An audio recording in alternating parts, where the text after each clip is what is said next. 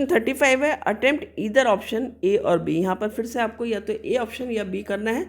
ये option A है इस वीडियो में, right. The image below shows a banana plant which is growing with the help of suckers. These suckers are small plant stem outgrowths which can be separated from the main plant and planted separately and they will grow into a new plant subsequently. यानी ये जो image है आपको, ये बनाना plant है और ये grow कर रहा है किसकी हेल्प से? With the help of suckers. ये आपको सकर्स दिख रहे हैं ना, ये ऐसे सकर्स यहाँ पर निकल जाते हैं और ये सकर्स जो होते हैं वो प्लांट की जो स्टेम है उसकी स्मॉल आउटग्रोथ्स होती हैं और इन आउटग्रोथ्स को यदि हम सकर्स को निकाल करके सेपरेटली प्लांट कर दें तो ये नए प्लांट में चेंज रहेंगे या नया बनाना प्लांट बना लेंगे, राइट। तो ये कौन सा रिप्रोडक्शन है? इफ़ यू रिमेंबर, ये वेजिटेटिव रिप्रोडक्शन होता है जो कि एसेक्सुअल रिप्रोडक्शन की कैटेगरी में आता है, राइट। और वेजिटेटिव रिप्रोडक्शन जो होता है उसके आपको एडवांटेज भी पता है कि थोड़ा कम समय में यहाँ पर जो है वो आपका प्लांट ग्रो कर सकता है, जेनेटिकली सिमिलर हो जाते हैं, जो आप चाहते हो प्लांट वैसा प्लांट आप ग्रो कर पाते हो, राइट। तो यहाँ पर क्वेश्चंस दिए हैं कुछ, एक कर लेते हैं उसको। फर्स्ट क्वेश्चन है, give the name and type of reproduction that is shown in figure above. तो यहाँ पर जैसा कि हमने डिस्कस कर लिया कौन सा रिप्रोडक्शन है यहाँ पर, this is vegetative propagation. Vegetative propagation और टाइप क्या है ये? Asexual reproduction. Asexual reproduction, right. Now ये आपका 1 मार्क का है, 0.5 दोनों के मिल जाएंगे आपको, राइट।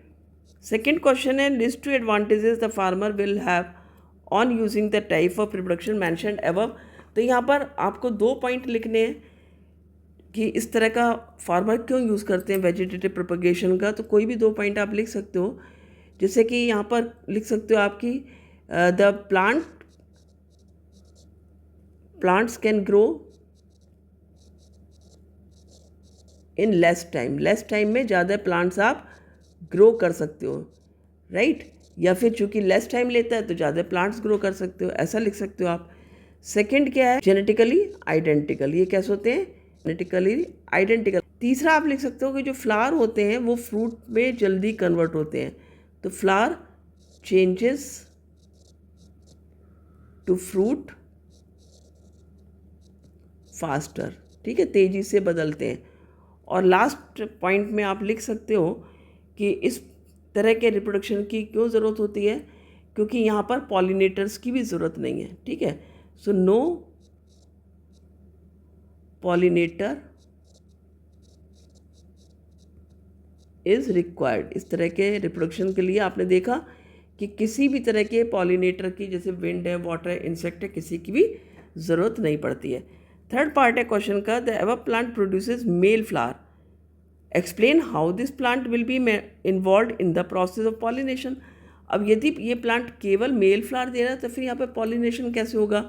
तो आपने पढ़ा था ना कि 2 तरह के पॉलिनेशन होते हैं, एक होता है सेल्फ पॉलिनेशन और एक होता है क्रॉस पॉलिनेशन. तो इस केस में कौन सा पॉलिनेशन होगा? क्रॉस पॉलिनेशन, क्योंकि इस प्लांट में तो फीमेल है नहीं, तो फीमेल फ्लावर, तो यहाँ पर क्रॉस पॉलिनेशन होगा और उसके लिए क्या होगा? पॉलिनेटर्स रिक्वायर्ड होंगे. Cross pollination with the help of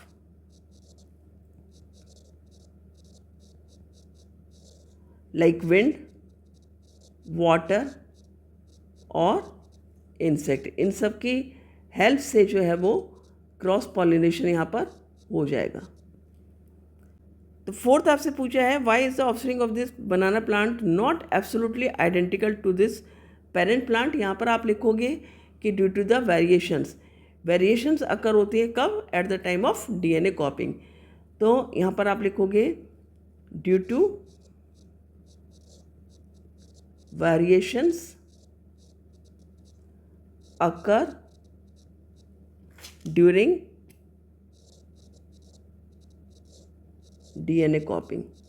ठीक है, जब DNA कॉपिंग होता है तो कुछ वेरिएशंस होते हैं जो कि प्लांट के लिए या कह लो ऑर्गेनिज्म के लिए अच्छे होते हैं, ये आपने पढ़ा है, राइट. तो ये आपका आंसर यहाँ पर कंप्लीट हो जाता है. आई होप अच्छे समझ में आया होगा. मिलते हैं नेक्स्ट वीडियो में. Thank you.